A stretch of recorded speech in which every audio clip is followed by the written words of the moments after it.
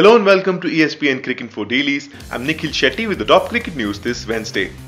First up, Cricket Australia chairman Earl Eddings believes it's unlikely and unrealistic that the men's T20 World Cup will take place this year, and Johnny Bairstow remains determined to reclaim the gloves in England's Test side.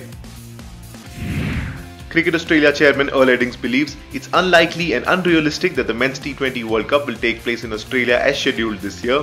The fate of the tournament scheduled between October 18th and November 15th is being deliberated fiercely by the ICC board, which last week deferred to take the final call.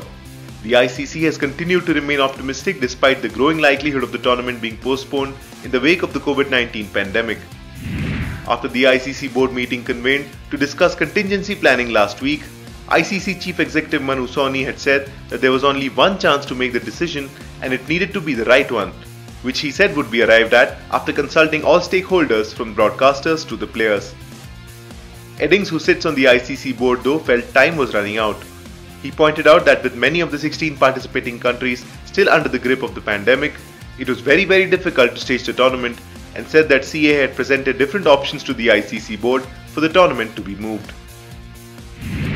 Johnny Bairstow remains determined to reclaim the gloves in the England's Test side and hopes his enforced break from the game will have refreshed him.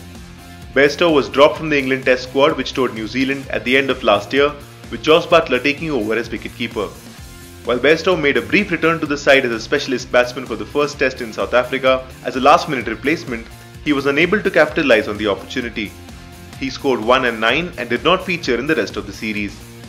However, he was named in England's 55-man training squad a couple of weeks ago and hopes he can sufficiently impress in the next couple of weeks to earn a recall.